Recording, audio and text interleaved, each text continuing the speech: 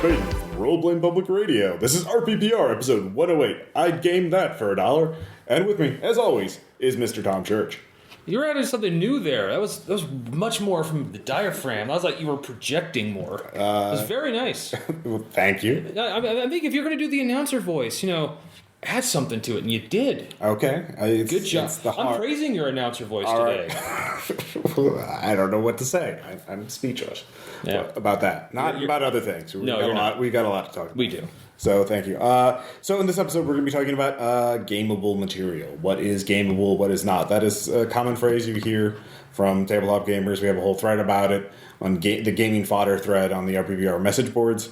So we're going to go over the kind of things that I think are gameable, that Tom thinks is gameable, why we think some things are good for gaming, some aren't. Have you ever thought about things that we thought were gameable, but turned out not to be? Exactly. The common mistakes, all that good stuff.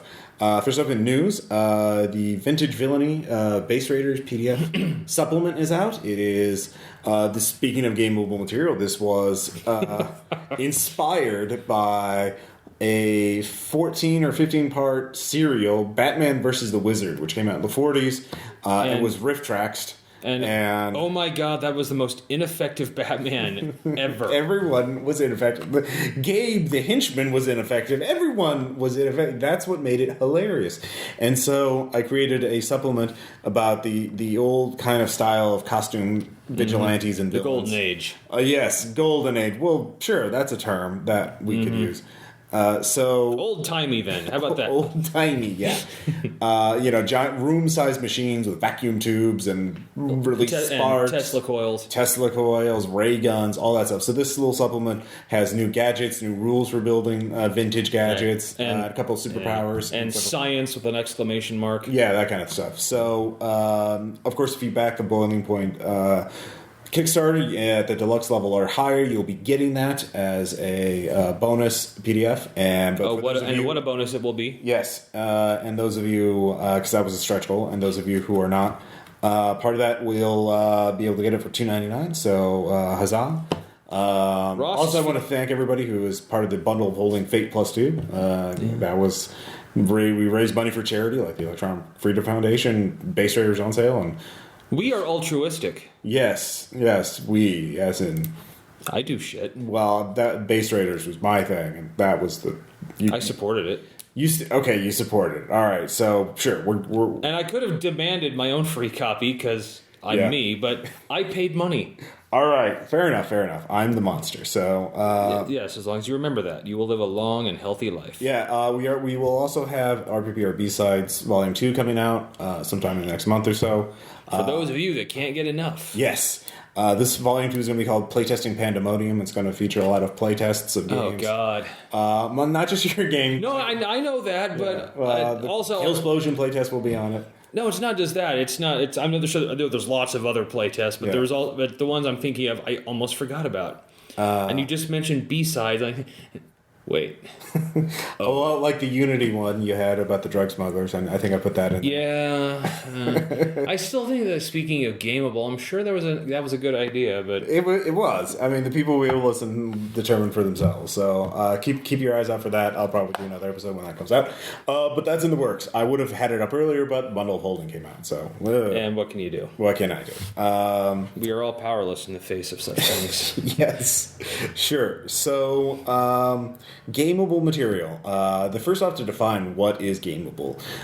This is, when I mean gameable, I mean something that, some sort of element, maybe not the entire thing that I see in a bit of fiction or real life, TV show, whatever. Yeah. Something that I see that I realize I could put into a tabletop game and make it better. So when I see something that means, hey, that should go in a game, because I'm a blatant thief when it comes to writing tabletop games. If I read something, it heavily influences me for the immediate future, and so I base a game off of whatever I'm reading or playing or have watched Let's Play of, i.e. Five Nights at Freddy's, and so on and so forth. A recent one we both did together was from the movie John Wick. The Continental. Well, I mean, yeah. There's that element.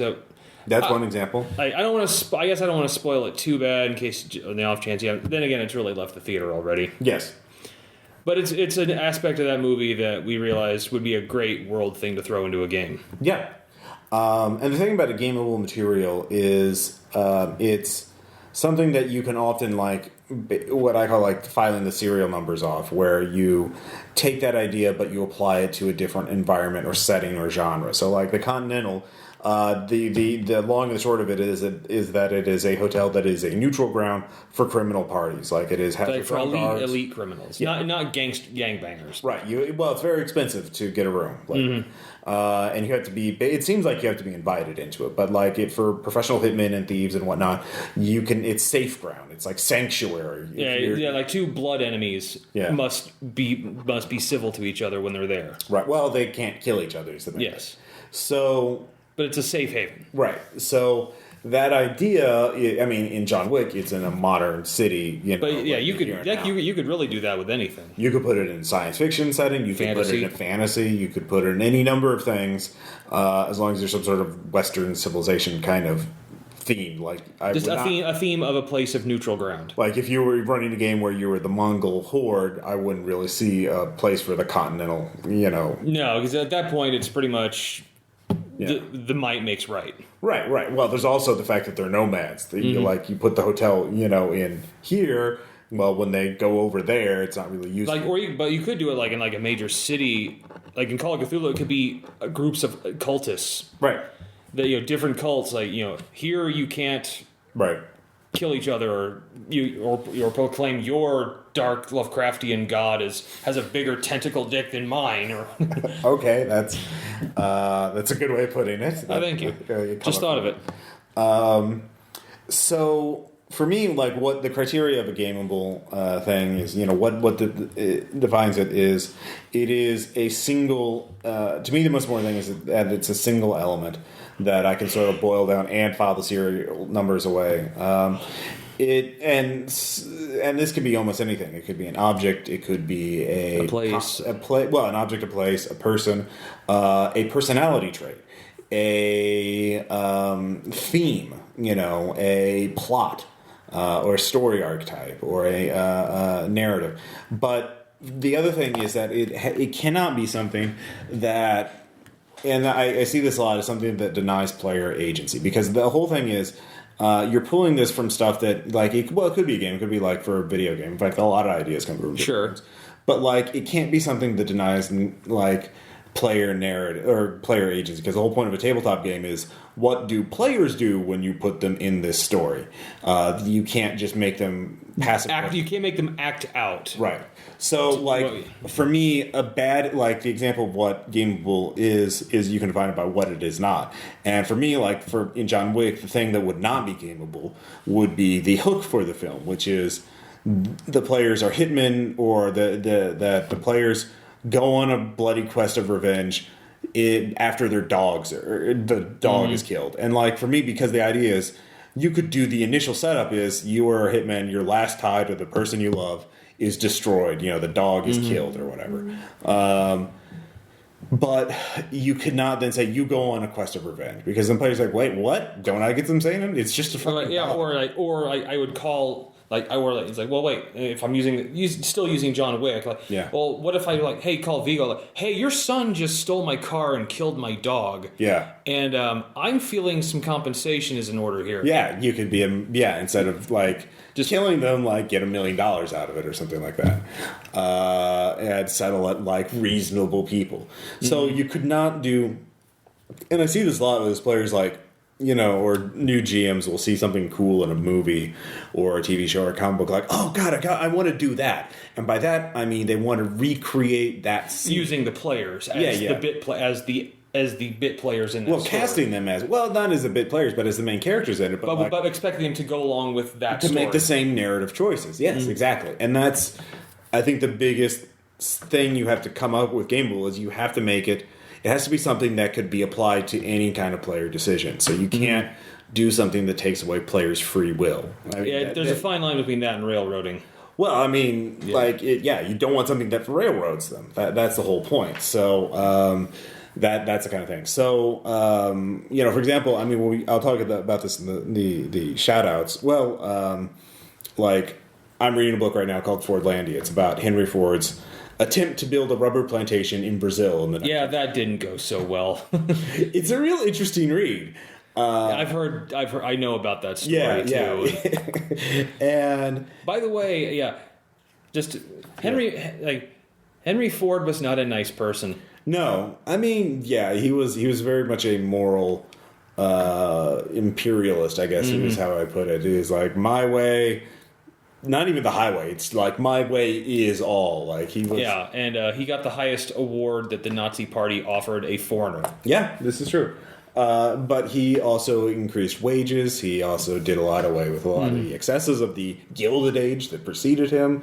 The $5 workday. I mean, he's a very mixed figure, and he also had a very complex view. Like people, talk about how it's history's bunk is what he's claimed of saying. But like he talked about, he was critical of. If you read his writing, he was very critical of the theory that history is about great men and speeches and war. And it's like, no, history is about the common men and the everyday progress and like the here and that kind of thing, which is a very sophisticated view of history and something more like a contemporary people would view. It's like ups and downs, pros ups and downs. Secret police that monitored his workers and would fire them if they drank or gambled. Bad. $5 workday. Good. Totally racist, especially against the Jews. Yeah. Bad. So, mixed bag. Revolutionized the auto industry. Good. Right. So... Hitler. Yeah.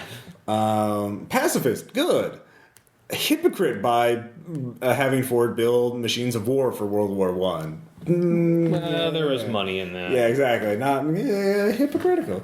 So, my point in terms of the gaming, well, there's a ton of different gameable ideas in Fordlandia, but I would not do something where the idea is, like, one gameable thing was, like, you were hired by a billionaire to go build a rubber plantation in Brazil. I would not force the players to make the same mistakes that the other people would do. Like, I would be like, well, can you do better? I mean, that would be the premise of the game, not to... say, okay, well, you totally fuck everything up. It's like, you have to hire in basically indentured servitude now. Well, that's the thing, is like they actually gave them wages, and that was what the economy they were going into, is that all the rubber tappers and workers were indentured servants, basically. But they gave them wages, and that was actually caused a lot of problems, and the book goes into a lot of detail about that. But again, or if, for example, if the players were player characters in this, like there's a riot that happened in 1930 in the plantation, and so if you wanted to set a game in Fordlandia during the riot, I'd be like, all right, the riot started, you're pissed, you start attacking because this is what happened in history, like I would say, well, this isn't the same plantation. Yeah, exactly. It's the gaming universe. The players have the free will. They have the ability to make different decisions. So, I mean, I suppose if you had a game on the Titanic, your players could technically wait until like just before impact and run into the bridge. Like, okay, dude, there's gonna be like an iceberg like right ahead of you in the next 15 minutes. You just need to make some course corrections now. Well, that's actually a good point. So, like going to history, like. There is that's another sort of, I think, mistake of gameable stuff, which would be like, oh, the what if, for history, and then like the players, because they have the hindsight, that they can just totally like save the Titanic, but that kind of trivializes it. So like I would avoid trying to give players the ability to do that. Well, I think that one Call of Cthulhu scenario on the Titanic basically does that. It's just, you're not concerned with the whole grand thing going on because you're involved in some other shit. Well, you're a passenger on it too. You're not a crew member. You're not an officer particularly. Yeah. But the same. Yeah. So, but you're more concerned about this weird ass thing that's stalking everyone on the ship. You don't have time to be worried about the iceberg is coming. Right. So that's sort of the idea is, again, with gameable, is you have to think about what would actually make the game fun. I mean, because that's the core idea. What makes the game fun?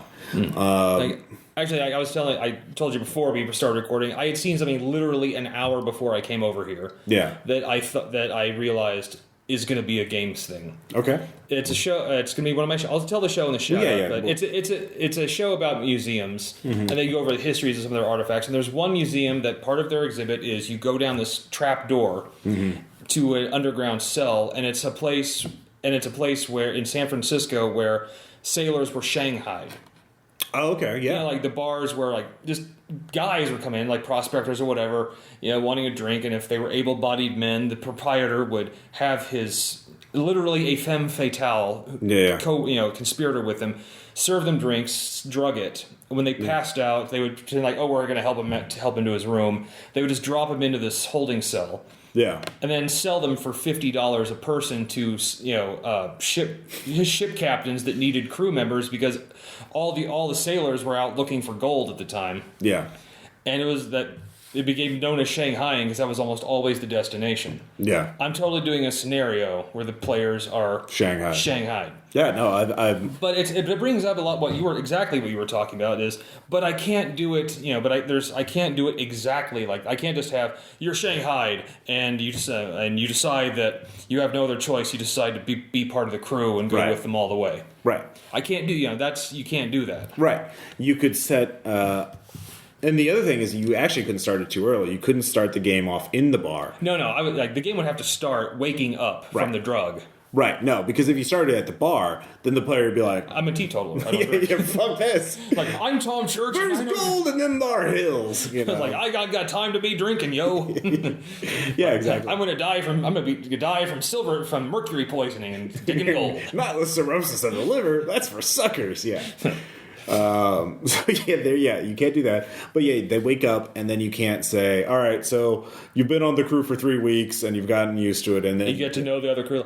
No. Yeah, fuck that. I'm going to rebel. Yeah, we're going to go all mutiny on their asses.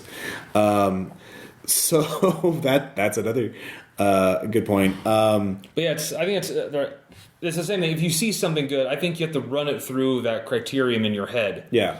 First, like, okay, like, can this really work? Mm-hmm. Should I put it in a game? Am I just doing it because I'm suddenly really excited about this right now? Yeah. And I'm not thinking clearly because that has happened a lot. Yeah, exactly. A lot of times you'll see, especially like very one-sided things. Like,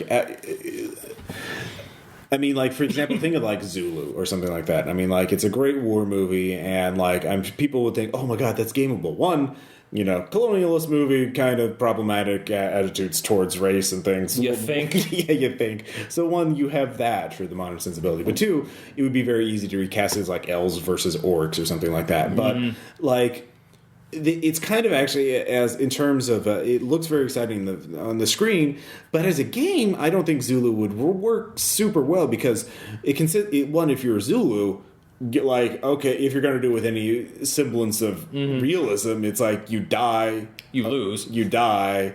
Your seventh character dies. You have a stack of pre-rolled Zulu warriors. And two, but even if you aren't, like, if you're one of the British soldiers shooting, then it's like, okay, roll the shoot, roll the shoot, roll the shoot, roll the shoot. Yeah. Actually, I had someone suggest to me that 300 would make a good game. Yeah. And I argued with them, not so much the Battle of Thermopylae. Yeah. Because that's 300 guys. I mean, if you're playing a Spartan, you're 300 guys and it's just a fight scene. Yeah. And a fight scene. I said, however... It's not even that dramatic of a... I mean, it's very dramatic in terms of, like, the intensity or whatever. Yeah, but in terms of tactics, no, it's just hold the line. Which is essentially what Zulu was. It's just hack... Yeah, exactly. It's hack and slash. But I argued with him, but playing someone who's behind the scenes, like still back in Sparta, trying to get support for them... Yeah. You could do something with that, where you actually have some agency that you can go off and maybe formulate a plan. Actually, I would say the best gameable thing related to that would be the naval battles of the Athenians, right? Yeah, that's just from the second movie. Yeah. The Athenian fleet. Under Themistocles. Yeah, like, that's a very dramatic thing, and that's not like... You have holding a bottleneck is basically not a very... Like, in terms of gaming, it's not very exciting. You're just like... No. Roll the hit. But in a naval engagement where there's tactics and strategy... And right. Well, it's more fluid. There's more movement. Like, I mean, you also have to think about, like, what's fun to game with. And so, like, in terms of battles, like, there are some battles that are attrition, which is what holding a bottleneck basically is kind of like, it's just, come up with a stat rolling program and be done with it, you know. But in terms of like fluid tactics and movement and that kind of thing, that's why Feng Shui and other sort of action movie games are so much fun, because you get to like, it's more dynamic. Your character can try risky stunts and stuff like that. Which is why, that's probably why Glancy has never made a scenario where it's just a protracted trench battle in World War I. Yeah. Because that's basically maybe luckily you're firing vaguely into the darkness. Yeah. Where you think the Germans are, while 600 million shells are flying. It's not even firing that much. It's just like waiting. Waiting. So. But going on a special mission or something like that. A trench raid with your pockets stuffed with grenades. There you go. A grenade duel would be incredibly interesting. And I think I talked about this in a previous episode of RPPR, but I read a couple months ago Storm of Steel, which is the autobiography of Ernst Junger. And he talked about the grenade duels he had while in trench raids in World War I, which is like, you run up, throw their grenade at where you think the enemy is, then you run away, hopefully to avoid their grenade. So it's running back and forth and haha, I'm over here. So like that could be very. So you take a sneaky approach, like so that they can't hear you. Then you throw, or do you just tie like 6 grenades together with their pins and just yank them all? Like throw all your grenades at once. You know, like there's a lot of different there's a lot of different choices. It's very dramatic and it's very immediate if you win or lose. But I kind of think that for something to be in a game, it needs to be something that can move. Yeah, well, in terms of combat. Yeah, combat and not so much place. Like I've actually done a lot of cool again, games. it's player agency is the key to everything that's gameable. It's something that like makes the game more fun. You know. Yeah, if it requires them that they do this particular thing in this particular order, it's going to break down. Right. I mean, you can have it you can have them make one choice before the game starts. Again, like the Shanghai thing, your characters went to this bar and got drunk. Like that happened before the game started. Ha ha ha. You know, and that's fine. But like again, making multiple, like that second choice, which is like you go along with the crew, or you mutiny and now you're being flogged as soon as the game starts or whatever. You know, like no, that fucking sucks. But, you know, and the thing is, we have also been talking a lot about, like, external things. Like, but a lot of gameable stuff, I think, isn't even these kind of things. Like I brought up earlier, personality traits and themes and stories. So, like, one of the other shout-outs I'm going to give is for We Have Always Lived in a Castle, which is the novel by Shirley Jackson. She, of course, is most famous for The Lottery. And this novel is about 2 sisters who are sort of pariahs of this small Vermont town, and because 6 years ago their family died of poisoning and only the 2 sisters were left, and so the older sister was put on trial for murder and like she was acquitted, but ever since then everyone thinks she's responsible for it, you know? So the novel is narrated by Mary Cat, who is the younger sister, and it follows her point of view, and her family was like died when she was 12, and she never went back to school, and she's just like, she is a very interesting character, I will say that, and it's a short novel, it's worth reading, but like I kind of wish I had read. I think Mary Cat would make a great member of the Lost generation in Eclipse Phase.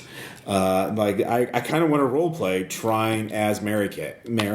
I want to try and role play. I think that would be a fascinating character as a PC or as an NPC. Someone with that kind, because she has a very unique sensibility, and I think it's very interesting. So, and it doesn't have to be the entire personality of a character. Like there are a lot of I'm sure you've seen like character. Well, okay, I know going back to high school, but I know you saw Nicolas Cage in Face Off, and like you started imitating like a lot of his quirks or traits in my characters. I really put it. In fact, I played him straight out in several games. But like, have there been other personality quirks or other things that you've seen in characters, either fictional or non-fictional, that you have then like, oh, that's gameable, I'll use that little quirk or that little thing? So yeah, I mean, obviously Castor Troy is definitely the strongest. Like, I could break down, like, for Mary Cat, one of her specific things is she's basically a believer in sympathetic magic, where she's like, oh, well, I'll take one of Father's old books and nail it to this tree, and that means my house is magically protected and nothing bad will happen. And, like, she keeps going around and thinking about all these little, like, superstitious beliefs that are kind of like don't make sense to us, but they make sense to her. And so that kind of quirk would be a really good way to play some that sort of intense superstition that's sort of idiosyncratic. It's not like in established folklore or anything. It's just something she makes up, but she really believes in it, and that's, I think, could be a very good way of playing a character who's, not neurotypical, someone with some sort of trauma or something like that. So that would be one example. Or a little. Something I know Aaron does. Yeah. Is he really likes one particular character trait is like the good person who knows he is, correct, and by virtue of that, he is going to defeat the villain because the villain is against this good that he knows he is, and not even like the arrogant kind. It's just he's along some more along the lines of, I see what you are doing. You will fail. Is this kind of like, do you have an example of that in like fiction? Would this be like Link and Game? There's actually a lot of anime characters are like this. Oh, okay. So it's kind of, like a Full Metal Alchemist. Full Metal, there. That's it's kind of just I can't It's but his is more the calm. Yeah. What anime are you thinking of? I forget the name of it. What's it about?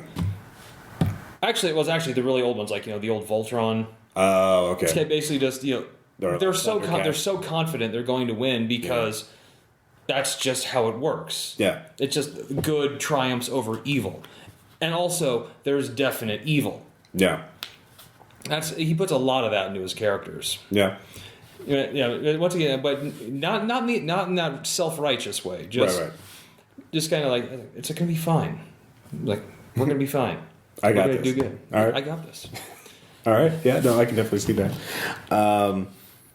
So yeah, and David, of course, like the lovely, like larger than life, like, bon vivant. Bon vivant. Yes, bon. The lover of life, and life loves him. Yeah. La Dolce Vita, sweet life. Yes. All right. Very good. Those are good. But I know before we were talking beforehand, you've had some bad, like, I wouldn't say bad. Well, I don't know. Like we didn't get into specifics, but like things of you thought something was gameable and something wasn't. Well, it's something that was gameable, but I did it in the wrong way. Oh, okay. Like, I actually ran a game that it was a while back. It was definitely, I think it was just post high school, but I ran a game that was basically Die Hard. Yeah. Which I think Die Hard is supremely gameable.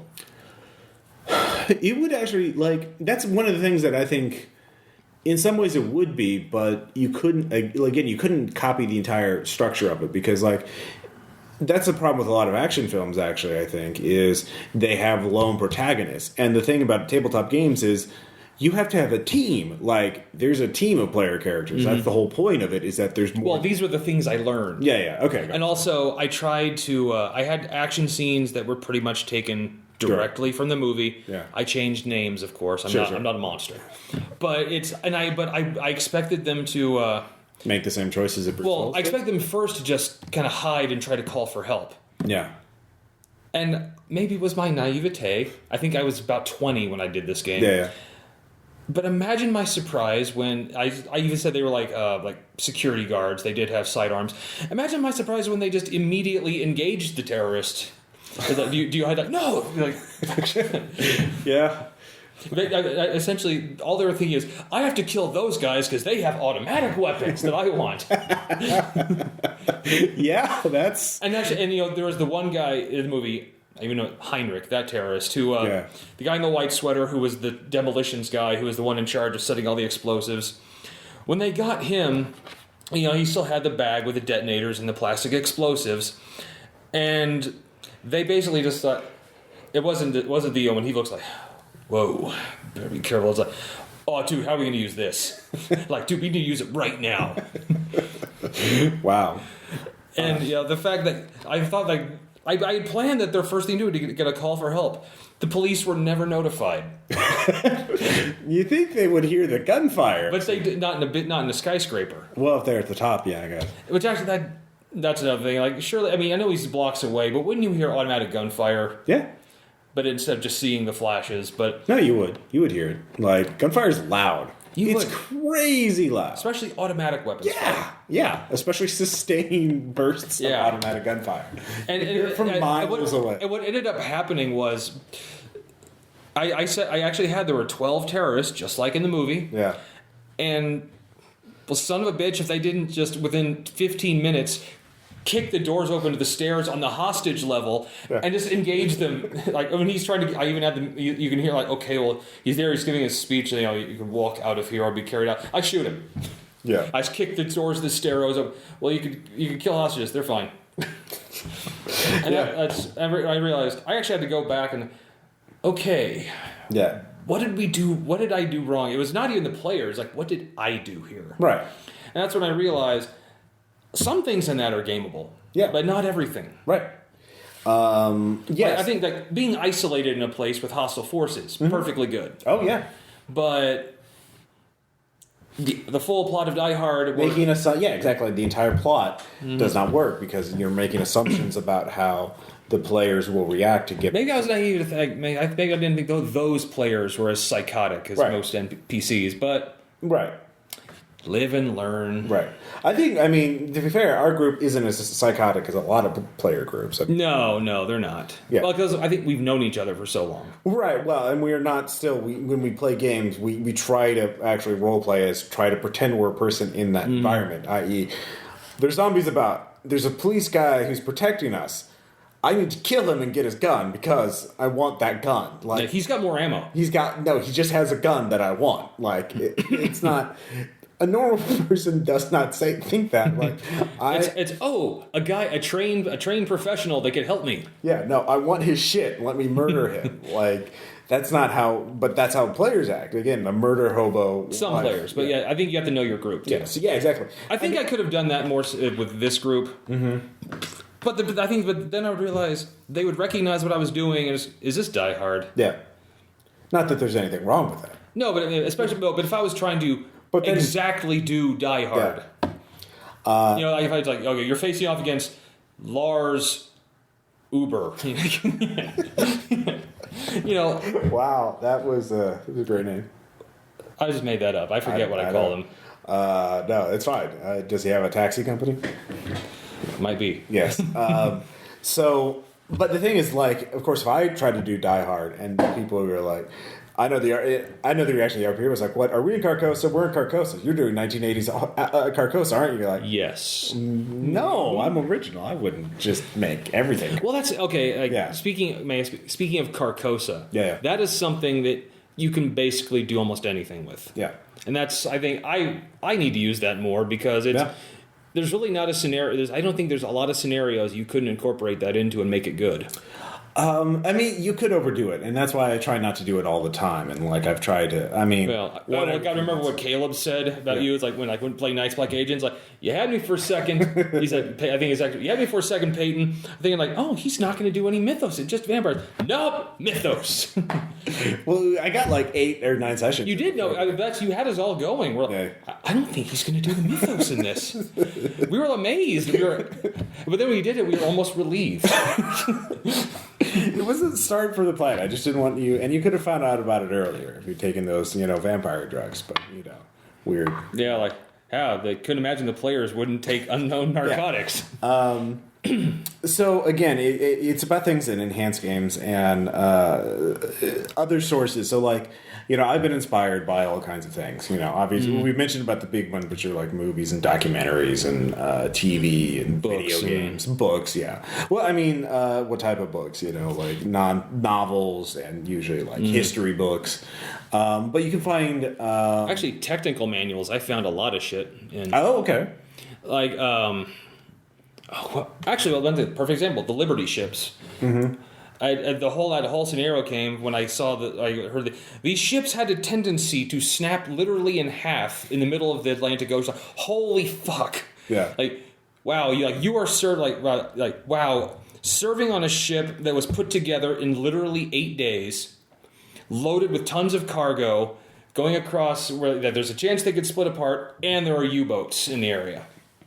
Like, So like just looking up the technical manual, and they had Liberty ships. So it was like vessels from World War II. This book I was reading, and I saw that like, wow, yeah, I'm doing that. Yeah, I really and that's a really dramatic idea, and that's something like, oh shit, I got to do that. But like the Liberty ships, I mean, that's obviously it's setting it on that, not like starting the game, hey, it snaps in half. What do you do? Because obviously that's game over. Like you can't do it. But yeah, I'm doing the tension of you're serving on this kind of. You're not armed. Yeah, yeah. You're literally a cobbled together cargo ship. Yeah, and yes, they helped us. Yes, they basically really won the war for us. Yeah. Fun fact: Hitler actually said when he heard that ship was built in like 8 days, we've lost the war. Yeah, no. Well, Hitler was probably a bit depressive at that point. Just a bit. Yeah.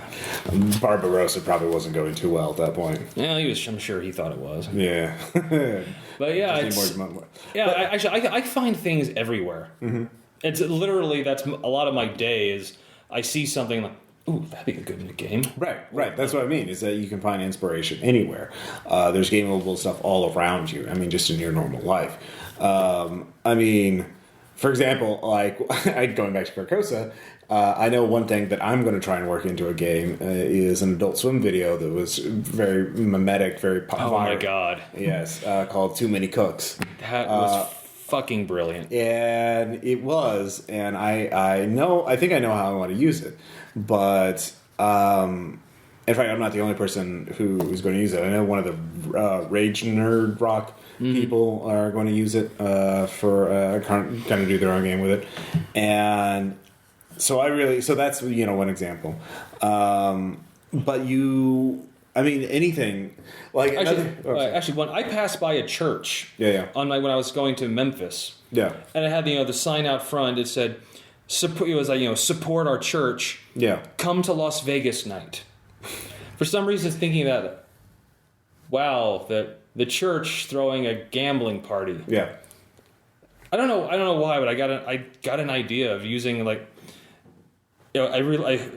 venerated religious institution having like having an illicit den of inequity in the church itself. Right. Well, I mean, that's another thing. Is like a gameable material doesn't always have to be like a major element in a game. It could be like a bit like... Or just a thing. Like, that was more just a thing. Like, I want to have a church that has an illegal gambling That could be an aside or one encounter or one scene, like have a meet with a corrupt priest as he's doing Las Vegas night and smoking and calling off, bingo numbers. He's the contact for the players for some dirty world game or something like that. I mean, like that's a scene right there, and the players are going to remember that as opposed to meeting some bookie in a bar, or something generic like that. So that's one example. It could be a little bit, so you can sort of sprinkle your games with little gameable bits here and there. It could be a voice. Yeah, it could be a voice. Yeah, like if I heard something that was along the lines of Balgrin, as a character, like if I just heard someone talk like that, like I read like that scene in that Shakespeare movie where it's like someone actually says, "Lend me your ears," and he stops for a second, makes a brief mental note, and moves on. Yeah, I would have been like, okay, exactly. Yeah, you. I mean, especially when you're running. No matter if you're a player or GM, you should try and keep like some notes or a list of things that like are gameable. I mean, GMs will obviously need that more than players, but players like, hey, this would be good for a character concept. This would be good for a accent or something like that. Oh my god! Like I had one last time I went to New York. Yeah, I got a cabbie that. He got it. Yeah, but and he took off driving, but the meter wouldn't work. Mm-hmm. And he's going like, he's like, fuck, shit, why isn't that fuck? Right. And finally he just pulls over, gets like, hold it, I check. You fuck thing, do it. Like, you must get out of the cab. This cab is broken. Yeah. My friend who was with us, we were just like, getting out of the cab, man. Yeah. Like, holy shit. And one thing that, like, one bit of gameable material I got from real life was actually that I already put in the game, which was the Base Raiders game, the Lost Treasure of the Candyman, and that was for the password to get into the base, which was eating a bit of balut, which was so much, dude. This works so well for Foot High Science Guy. Thank you. Yeah. Like, dude, this is almost this is a quarter the size of me. Yeah, don't Google balut. It's totally disgusting. It's a chicken or a duck abortion in an eggshell. It's That's you're supposed to eat. Yeah, you're supposed to eat. Because when I went to the Philippines, that's like they offered me that, and I'm like, no, I don't. Wasn't that like someone in your group who would practically eat anything actually said no, not that? Yeah, no, exactly. Yeah, one of the guys, our like dive master, who was like Filipino, was like, no, I will not eat that. He wanted to see if he could get us to eat it, but like, no. It's like fine. It's like it is amusing when you try. Yeah, exactly, something like that. So you can find these kind of inspirational moments through anything. So it's just a matter of knowing how to incorporate them and when. Like there is a certain sort of threshold. You don't want to like make a game that's nothing but stuff you find from gameable material. Like you want it to have its own sort of identity. Like a little bit goes a long way. I mean, I don't know. Have you run a game that probably had too many of those things? Well, the one thing that Die Hard game came to mind. Yeah, you lean way too hard on that. There were too many cooks. There were too many cooks. Well, I mean, one thing you could have done is like take two gameable things and just put them together. But I would like to say, actually, I'd like to mention this. My friend from Seattle. Yeah. He actually did I believe it was Dungeon World. I want to say it was Dungeon World. Okay. Or it might have been another one of the indie games from Seattle. But he actually did a game where we were members. No, it was Inverse World. Oh. I remember now. It was Inverse World. Society for Dungeon World. We have an AP of that, by the way. He actually we were members of a pirate crew. Yeah. And we were going to visit one of our old members who was working for this Mages Guild, who got this job for the Mages Guild. Yeah. And the Mages Guild headquarters was this large tower. Yeah. And we were invited to this party in the Mages Tower. Mm-hmm. And we didn't suspect a thing in the game. He's introducing us so that there's kind of an obnoxious mage who's in charge of this, like the alchemy department. And then we meet her, and then this group of rogue mages takes over the tower, and we suddenly realize, this is Die Hard. literally, like, we didn't catch it, because the names of all the NPCs we met... It's also a fantasy setting, yeah. It was a fantasy setting, and all the names of the NPCs were met, not exactly, not blatant, but if you really paid attention, you could just hear how they were... This guy is Ellis, and his name was... Not exactly, but just enough if you were thinking about it. And we weren't until finally later. That was a way to do it. I thought, that's how you do Die Hard in a different setting. Yeah. It's like he took the idea and even some of the same events, but it wasn't important which order we did it in. Yeah. That's how that's how you do Die Hard. Yeah. In a different setting. Yeah. No, and that's a really good example of how you can do that. One other thing, aside from like character traits and like external things, you would also do themes, and certainly, and by themes it could be like subgenres and stuff like that. For example, like another shout out I'll give is Death Skid Marks, which is a roguelike video game out on Steam for PC, and it's basically you're a metalhead and you're trying to go to a concert that's 666 kilometers away. So you have to go through there. So it's like you're like a top-down shooter where you're in a car and you can get up to like 4 crew members that you pick up along. They're just hitchhikers, and you give them guns and you shoot other cars that are trying to shoot you. And so it's got like this Rocco Psychobilly kind of soundtrack, and like all the art is done like kind of psychobilly-ish. And so like that theme of like psychobilly, post-apocalyptic psychobilly road warrior mashup is really cool, and so you could do a whole game with that theme without that like you don't know that plot or that anything else from it, just like that theme of like not just post-apocalyptic psychobilly post-apocalyptic, right? And it's not even really not necessarily post-apocalyptic, although it certainly looks like it for me. But everyone's running around with flamethrowers and buzzsaws mounted on their cars, and there's just guns and drugs and just freaks and the 80s. Well, it's one of the staple enemies is basically the Westboro Church. Oh, lovely. Yeah, you can blow them up, and the other ones are like naturally. Yeah.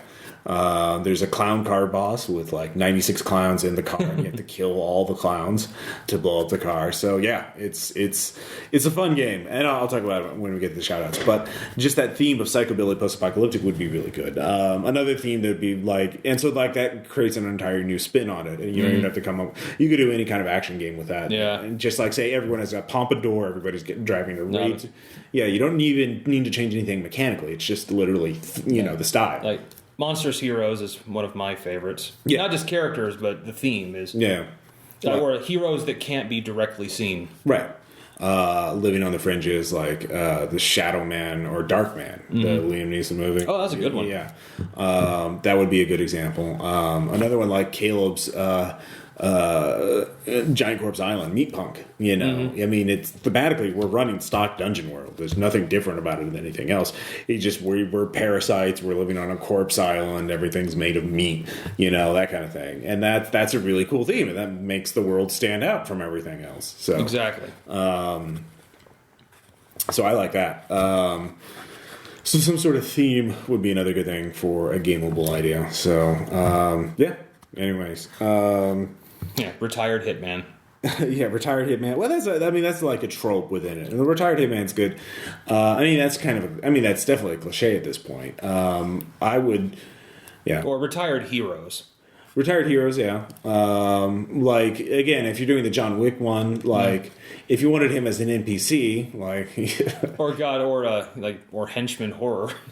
Yeah. Well, again, talking about gameable ideas, so like John Wick, I would like to use him like as he is in Payday 2, which is like, all right, I got revenge. Now I start robbing bank with these 4 guys. I don't know. So I just go where the world takes me. Yeah, I guess. Yeah. And my one big skill is murder. Yeah. No, he is really good at that. So look to whatever you have out there in life, and turn it into a game. Look around you. Look around you. That would be an interesting thing to use as a gameable material. So how would you use look around you as a gameable, like a parody of British public education programs? Like one could be how it interprets science. That could be like a superhero base raiders kind of thing. Like the thing that creates the giant pair of scissors in the sky. Yeah, exactly. Or wait, do they use disintegration beams in waste disposal? Yeah. I don't think they do. Yeah, yeah, exactly. So you can take one little bit of it, or just that would be a good thing for a flavor thing. Just like the players are at a school somewhere, it's playing Look Around You, and be like, what kind of school is that? And or like, dude, you could totally use the forbidden 9 keys on a piano for something. Yeah, exactly. Yeah. Oh, that's a good one. I totally forgot about that. So yeah, for the protection of the audience, the sound has been removed. He pushes one and his ears are bleeding. Yeah.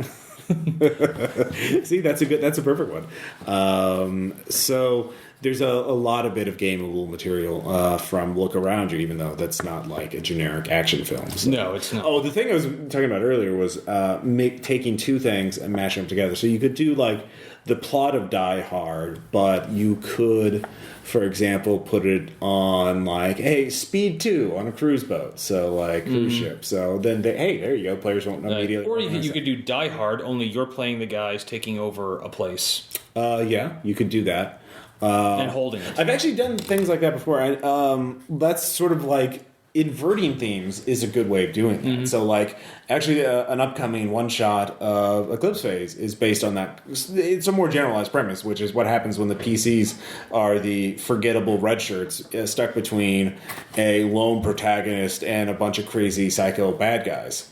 So you know the game I'm talking about, right? Yeah. It's called... Actually, Daybreakers is another one. That movie. Yeah.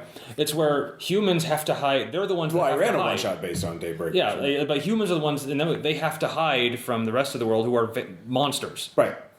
So yeah, that's a good one. So there are. In fact, I was talking to.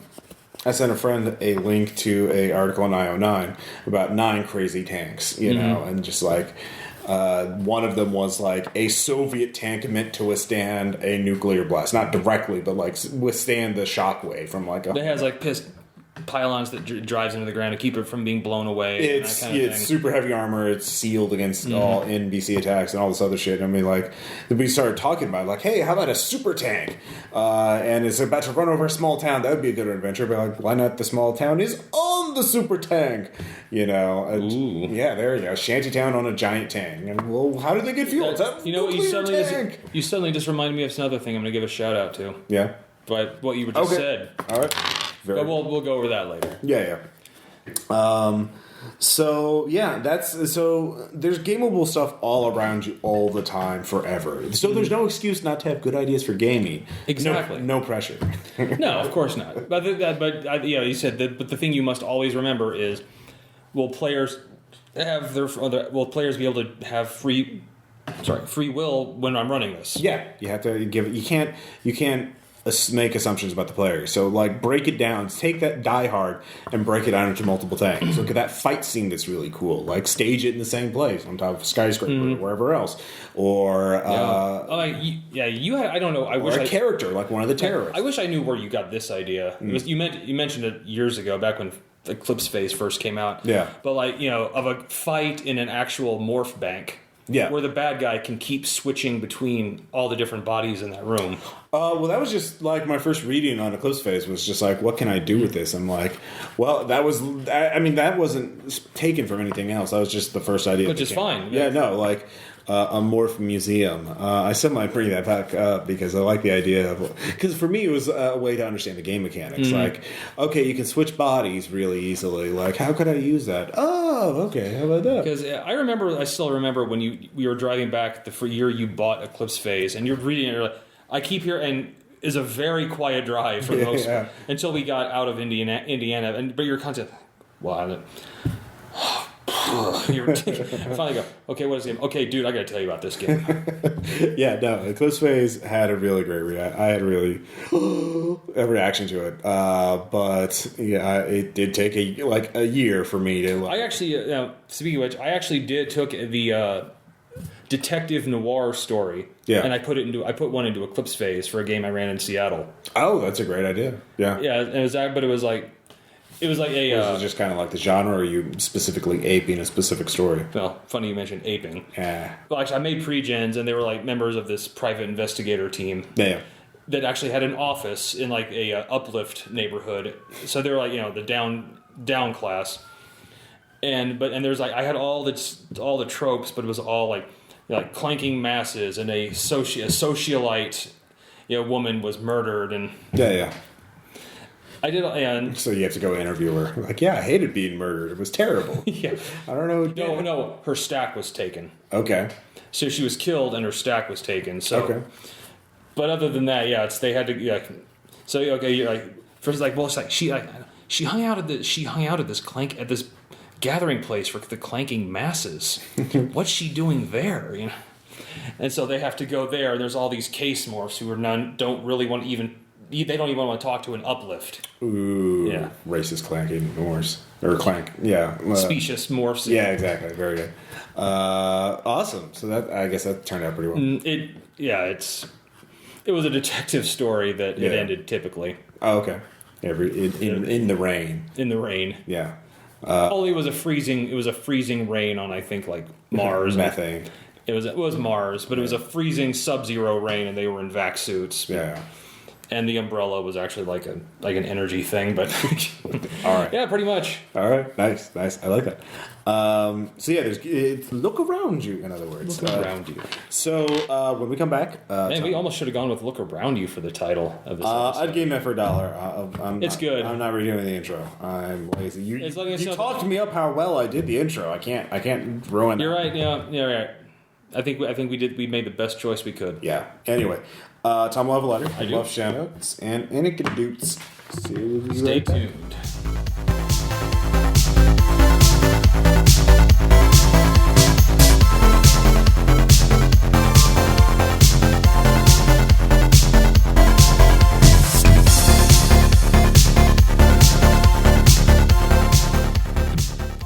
Okay, well, this isn't a full-on just a letter where I read from it. This is actually an idea I had recently when we were playing 5th edition D&D.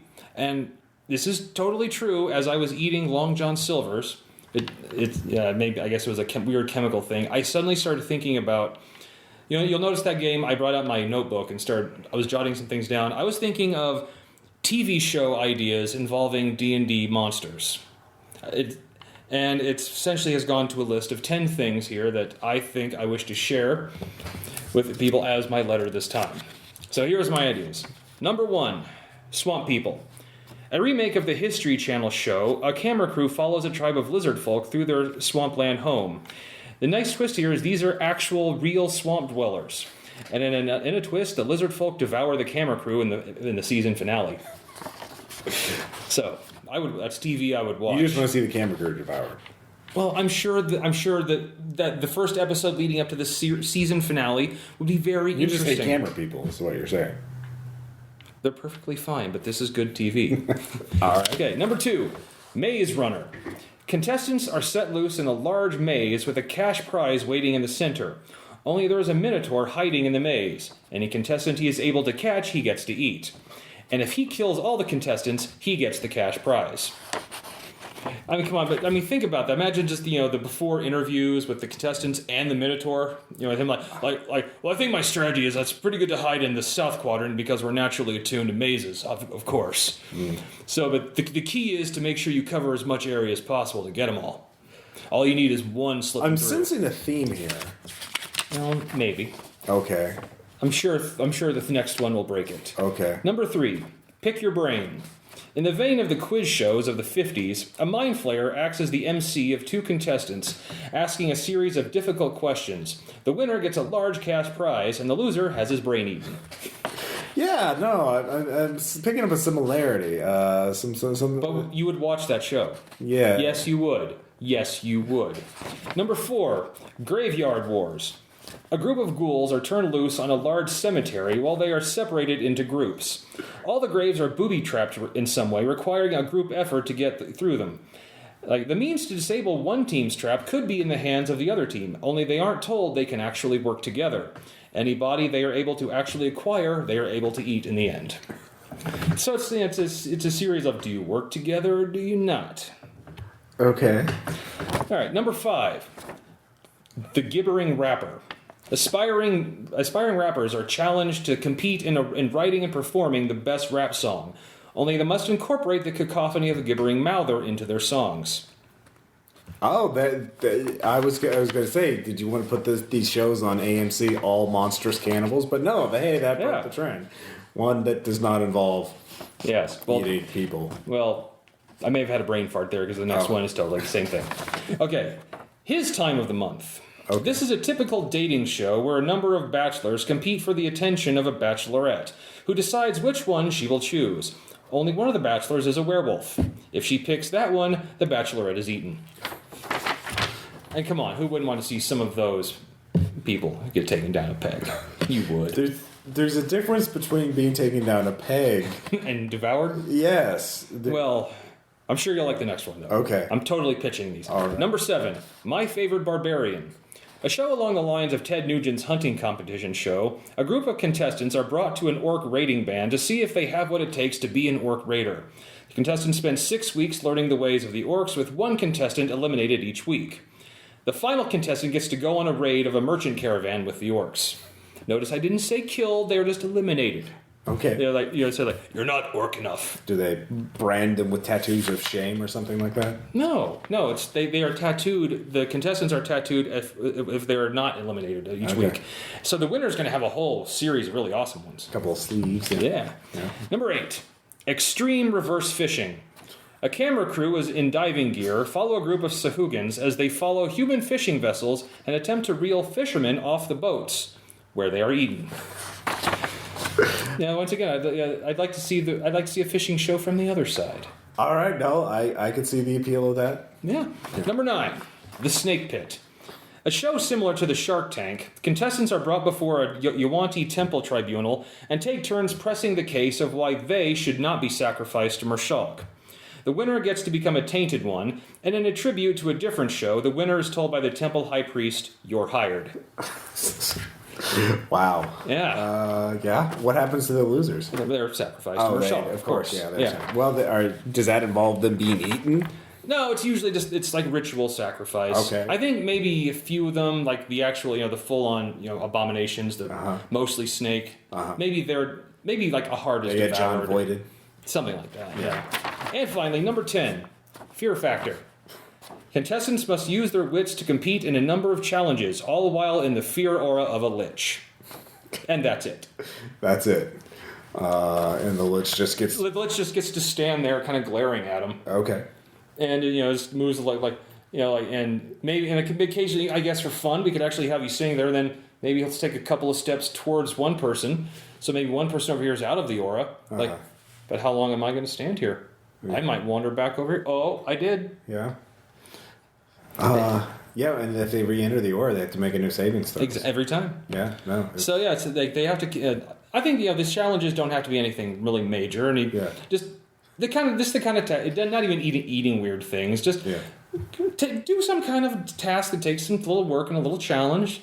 Disarming a poison trap or something like that.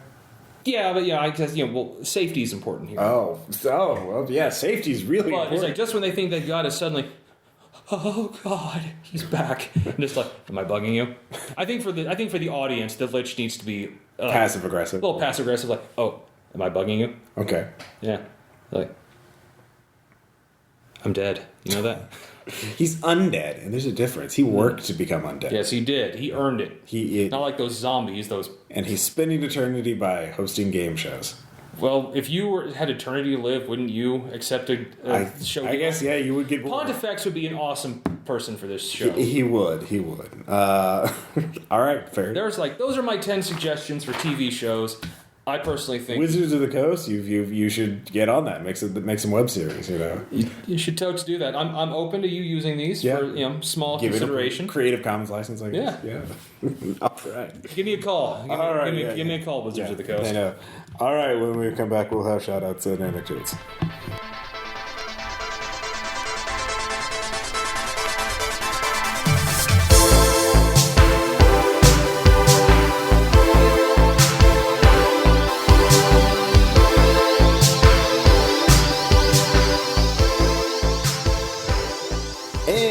We're back. So again, no calls yet. But no calls yet. Fingers crossed. We're still. This episode hasn't gone out yet. That's why they. But it's such a good idea. I think they would know right now. I'm very optimistic. You have a really high opinion of them. I do. You think so much so that you think that they're omniscient or nearly omniscient. They're not. No. I think you're wrong. Oh. They're called wizards. All right. Yeah. No. That's fair. And I know how much you like wizards because of the way you say it. Wizards. Thank you. Yes, we actually did. Caleb ran another game of Giant Corpse Island or Colossus Archipelago recently with a new player. So we'll have that on the AP at some point in the future. Cynthia. Yes. You asked her. I see her to be revealed. We don't want to spoil it. We're not. That's not the answer. That's not the game we play here. So first off, for shoutouts, since we brought up Wizards of the Coast, I've gotten review copies of a couple of their books: Rise of Tiamat, Dungeon Master's Guide, and Monster Manual. They're all very good books. We're going to do a D&D focused episode soon.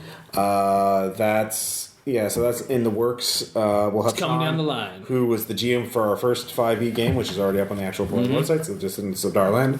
But I do want to give my brief impressions of Rise of Tiamat, which is an adventure in their Tyranny of Dragons series. It's the sort of campaign finale. And I haven't read actually the Horde of the Dragon Queen, which is the first one. But I think this is an excellent. Very well set up adventure because it's sort of presented as it's a high level stuff like from levels 8 to 15, and so it's presented as this framework like, oh, the players can do this, this, and this to thwart the cult of Tiamat, and here's how the bad guys will react, and here's at the point that they'll react, and they'll try and assassinate their asses at this point, they'll try and do this at this point, players can do this to gain allies, and so it's like it's not presented as a linear thing but like a framework so as a GM you kind of have to read it and then figure out how you're gonna run it for your particular group, but it provides a lot of support for it. And the artwork is just awesome. The artwork, the very high quality, great artwork on the cover. So high production values for the book. So the finale, at least for this campaign, looks really cool. So nice. And I just got the Dungeon Master's Guide, which has hundreds of pages of new rules and new magic items, including the deck of many things. Oh dear. Yes, I will at some point run a 5e game that is literally you're all level 1 and you find a deck of many things. What do you do? We sell it, buy our own country, and retire. You cannot sell it. Fuck you. Yeah, well, this is the purpose of the game. You have to draw cards. Thanks, Ross. Yeah, no, bring a stack of characters. Bring multiple characters. But I've looked through it. They have a lot of cool rules for it. Optional rules for different campaign theories or themes, like grim, dark, or realistic, or that kind of thing. Encounter building. This is something that, like, Bill, who's been running a lot of games, has been talking about, like the difficulty in building good encounters for 5th Ed. So there is a lot of cool stuff in here. So thank you, Wizards, for sending your review copies. We'll do a whole episode focused on this. I just want to give a brief mention that we got this stuff and we're looking at it. We got this. So, yes. But anyways, Tom, you had... Yep. The show that I got this idea from, the Shanghai idea from, is a show, it's on Netflix now, called Mysteries at the Museum, which is, it's a series where they go to all, like, these museums all over the world, all over the country. Some of them are really well known, like like the Library of Congress or the Smithsonian, but they also go to these really tiny small town museums. Yeah, and they focus on one artifact from the museum for each museum that has had some weird or dark history or it's part of their town. Is it always grimdark? Not always. Sometimes it's like one. They actually have the guy that invented the artificial purple dye. All right. There's an exhibit to him, and some of them they actually go to the museum that has the broken axe that Lizzie Borden may or may not have used. But it's some of them are grim dark, some of them are totally not dark at all. Yeah, cool. But it's little things that I didn't even realize about. Yeah, history. Yeah. Could you come up with something gameable about purple dye? Don't know. About chemistry, maybe, because that's really what it's about. Okay. It's the museum. Actually, the Museum of Chemistry. Okay. Yeah. No, chemistry. Yeah. Burn and melt things and make them explode. Or make crystal meth. Yeah. Very good. So first off, as I would like to mention, We've Always Lived in the Castle. It's an excellent novel. It's very quick read. It didn't take me too long to get through it. But it's a character-focused novel. It's about Mary Cat and her sort of odd life. And it, about the prejudice of this small town, sort of small town regionalism. I mean, if you read the Lottery, it's set in a similar kind of pastoral setting. And it's also about agoraphobia because the older sister just literally will not leave the house, or except maybe just step outside to the garden. She just cannot stand the rest of the world. Sure. And it's it's a good reading. I mean, it's worth reading, and I can't really talk too much because I don't want to spoil it. Sure. But if you like, I mean, there are a few. It's a character-based novel. It's not like focused. I mean, there's the plot and stuff happens, but it's not like a huge sweeping epic and blah blah blah. It's very much developing the characters of these two sisters and their uncle who lives with them because he was poisoned, but he survived. So he's kind of like not totally right at the end. And sure. Yeah. So. So very good. Next, Death Skid Marks. It's on Steam right now. It's like $10. It's got a great soundtrack. Psychobilly music. It's a roguelike. If you die, you have to start over. I basically got it, then started playing obsessively, and then beat it on medium, the standard setting the next day after about 10, 12 hours of playing over 2 days. So sure. Yeah, I did sleep and eat. But yeah, it was I was just like, ugh. The thing is, it plays a little like FTL, but it's more arcade based. Like you have a little car that you control with WASD, and then you shoot with the left mouse button. But it's heavily randomized too. Like your character, each of your crew members has stats, and your vehicle has stats. Your crew members' stats go from like -1 to 5, basically. Like it's usually 0 to 4, but characters can have a sort of a bonus or a penalty to certain stats. Like the hippie has a bonus to his defensive stats, but a penalty to his offensive stat because he doesn't like hitting people. So natural. So he's a good driver because the driver doesn't attack; he just drives. The alien is good at everything. There's a gray alien in it. Of course, yeah, it's Paul. Yeah. And so, but the thing is, you need by the time you get to the mid game, you really need your characters to have pretty decent stats, and your card needs to be leveled up. So you need to take big risks in order to do that. There's a mini game where you can play Russian roulette, against an NPC, and if you win, you get +2 to all 4 of your stats, which is huge. Which, if you lose, you're dead. You lose that crew member. So, you can stop at gas station item shops to pick up a random hitchhiker for free, and so you kind of have to, and you also always need like a wrench and a med kit.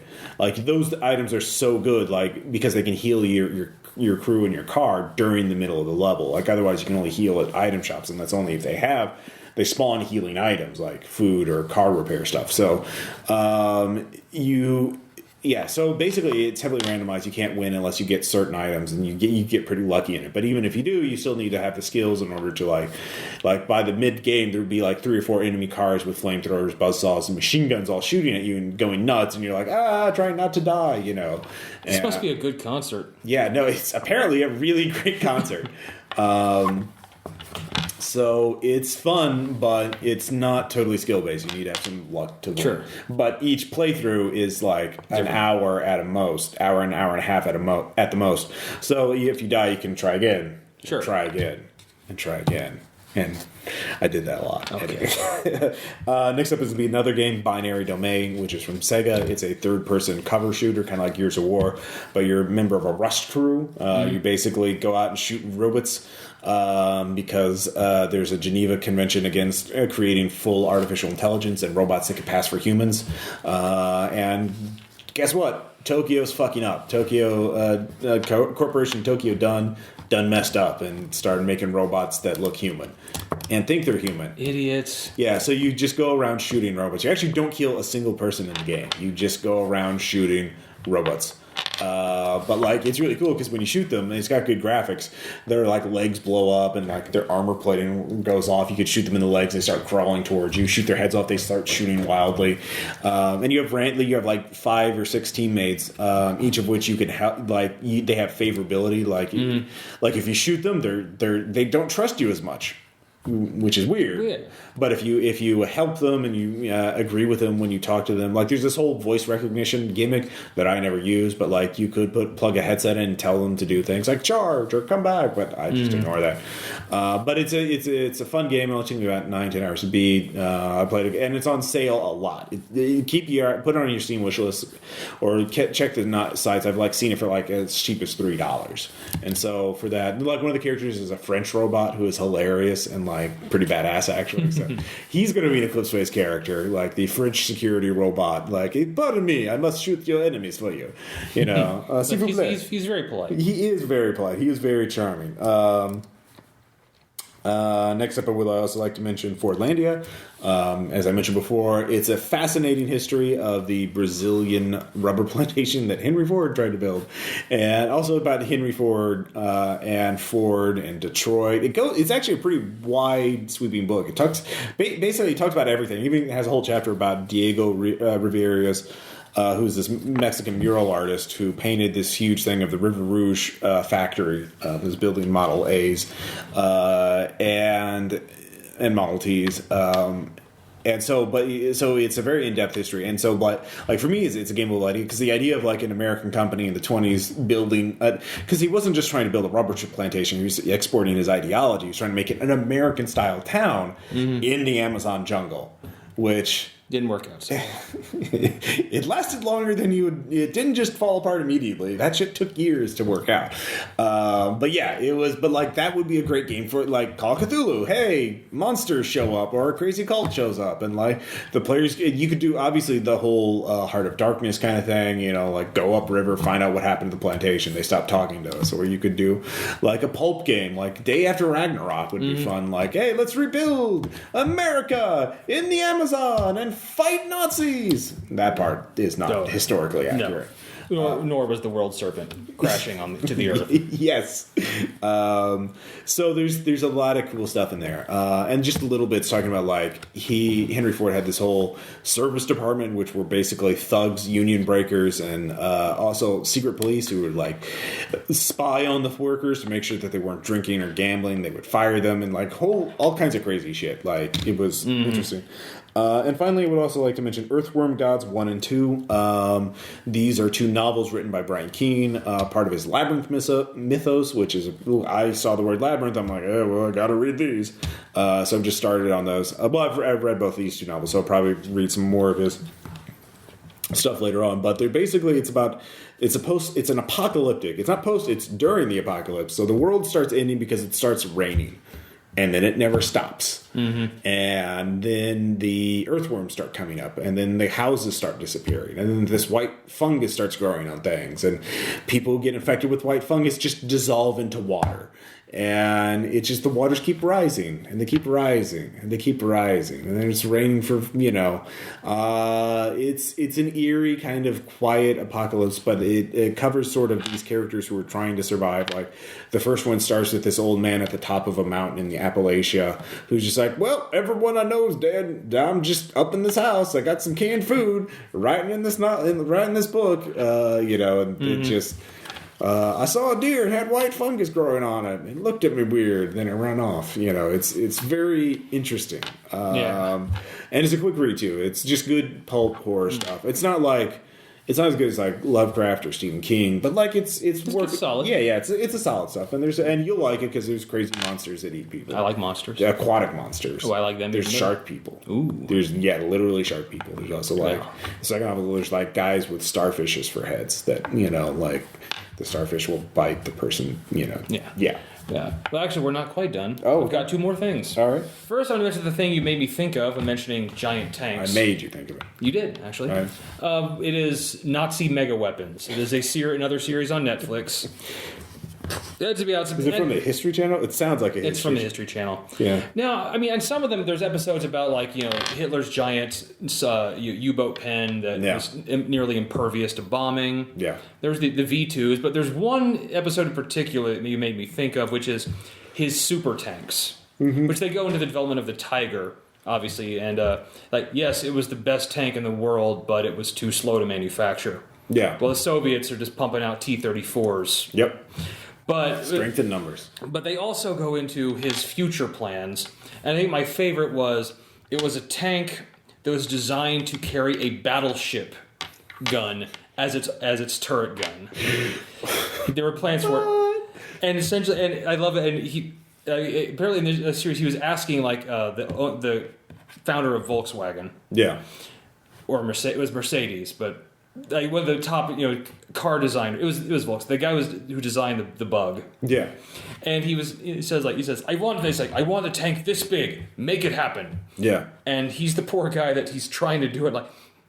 This is never going to work. This thing, there's no terrain this thing could go across that it wouldn't sink like a stone. It can't move. And also the fuel it would burn. I think it would burn 20,000 gallons of fuel every 30 minutes. Wow. Because for all the engines to move this thing. Yeah. But they show the drawings for it. Yeah. And I was thinking big giant tanks because Hitler's philosophy was bigger is always better. Yeah. But I think it was called Ask Albert Speer. But it was called the Mouse. The Mouse. And of course, Speer, that poor guy, says you're going to design my new capital. None of the land you want me to build it on is able to hold it.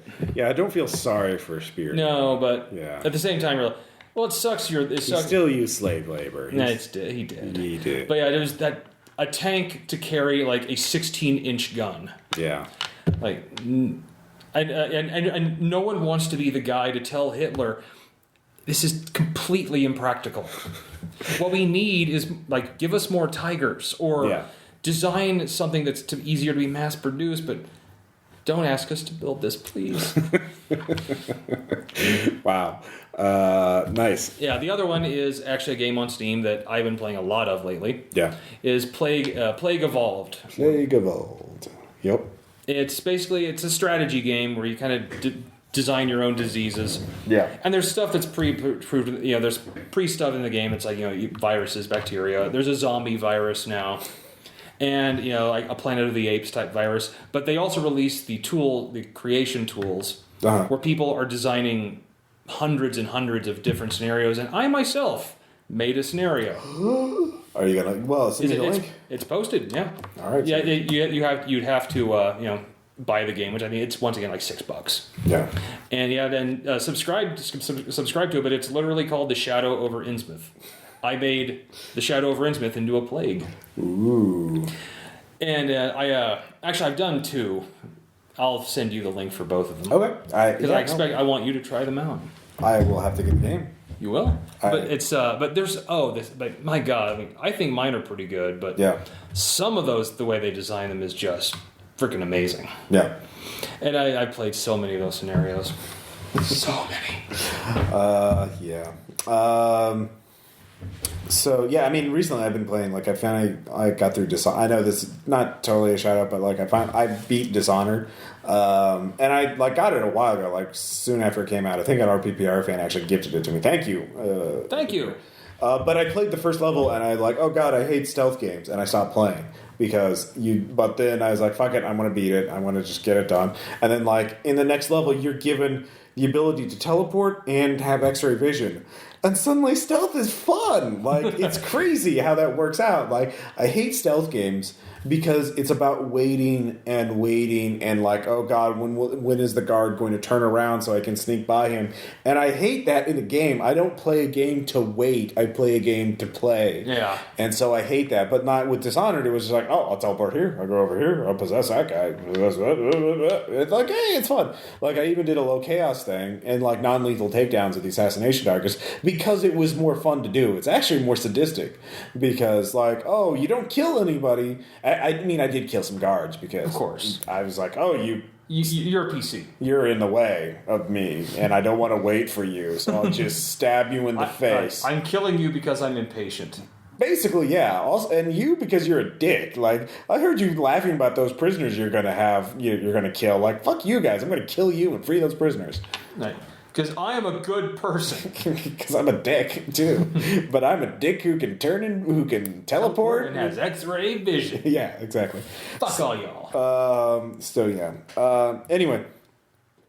Also, actually, I kind of want to bring up one more shout out, which is Save Game, which is a setting for Fate Core, which is a pay what you want thing on Drive-Thru-RPGs, PDF setting, but it's based on 8-bit classic video games, and the reason I bring it up because that ties into our anecdote, because I ran a game of Fate Core in the Save Game setting. It was quite a thing. Yes. In Save Game, you're basically heroic Pixons, basically video game characters who are trying to save the video game realm from the glitch. A little Wreck-It Ralph kind of thing. It's a Wreck-It Ralph kind of shared universe thing. And so each character... So in Save Game, they just kind of do homages and mashups of video game genres, which because this is just a game and I'm not actually publishing them for money, I can just no, you're going to Castlevania. And yeah. You did Death very well. Yes. Hey, guys. Hey. Yes, I roleplayed him like Sparkles. Why not? Death would be kind of creepy. I mean... His job, my job is killing. Yeah, so... first off, for the anecdote, is just I like that all the piece, literally everyone made a shooting violent character. Not one player took the chat skill, the actual social diplomacy skill. I mean, everyone took I want to shoot things, I want to hurt people. Or we did have can I intimidate them into liking us? Yeah, there was the taunt intimidate skill. Sean took that. What was your favorite bit of the game? I still think it had to be Death. Death, yeah. Just encountering him. Because it was Castlevania, you have to have Death in it. Yeah. And you played games with him. Yeah. I was playing the Hotline Miami guy. Yes, Jacket. And Aaron, I think, was a dude from the Mega Man knockoff game, Rocket Mighty Man number 9 or whatever. Yeah. Sean played Grumpy Gorilla. And played a Streets of Rage character, or the one is that Street? No, it's not Streets of Rage, or is it Streets of Rage? The one with Mike Hagar and the that's Final Fight. Final Fight, yes. But they're along the same lines, the same game. Side-scrolling beat 'em up character, and who else? David. What did David play? I don't even remember. Nor do I. Yeah. It was purple, though. I'm just guessing. It was totes purple. Yeah. My favorite bit was actually just a bit of improv, which was the characters got to Castle Dracula. And, their whole thing was one of the major characters of Castlevania is infected with a glitch, but it's secret, and we don't know which character. So your job is to go there, find out who it is, and eliminate them. God, Simon Belmont was... He was very angst-ridden. Very angsty. But Aaron went off to the basement, and it was the Waterfield basement, and so like I had Frank the fish guy show up because he was just an enemy who jumped up and down, and this is just like it is in the game. Hey, fish guy, don't touch me. I'll kill you. Okay, don't come me. We pretty much made him the leader of his people. Yes, the king. Yeah, you guys, instead of fighting monsters or whatever, decided to play matchmaker with him and the mermaid mini boss, which I made up. So that was something to look forward to in the save game. Yeah, and then like we put something out so when he didn't land back in the water, he was just totally confused. Like, he kept jumping, but for some reason he's not quite getting the. Yeah, no, you blew his mind. Yeah, you put a platform underneath him, so. And suddenly he had to think about a whole other universe. I know, it was a whole new world. So that's something to keep up. Other games we've been doing, we've obviously been running Eclipse Phase, Duality, The Joker Republic. We have 1 or 2 more games of that. We're still in the middle of that. We recently did a gate crashing game with Jason. I'm not going to say how you can guess. The ending is really great, but I can't spoil it. No, we're not doing that. But it was set in Wormwood, and the gate crashing, if you read Gate Crashers, it's set in Wormwood, and it follows Gerard as he is Proxy Cogburn, leading a team of firewall agents on a mission to investigate. Giving him a leadership position to keep him out of the field. Yeah, apparently. Which didn't work out too well. And... So those are some of the games that will be coming up in the near future. We have more 5th Ed D&D games and ran a game loosely based on Maniac Mansion, 5e D&D game based on... I wasn't there for that. Yeah, it was very good. And we have a bunch of... And Bill ran one loosely based on the Shadows over Innsmouth. I was there for that one. And so we have a lot of 5th Ed coming up. It was awesome. So this is our recipe. This has been RPPR episode 108. I'd game that for $1. And I'm Tom Church. As most always. Yeah. Tom Church not dissing his announcer voice this time because Ross added something to it. We'll catch you next time. All right. See ya.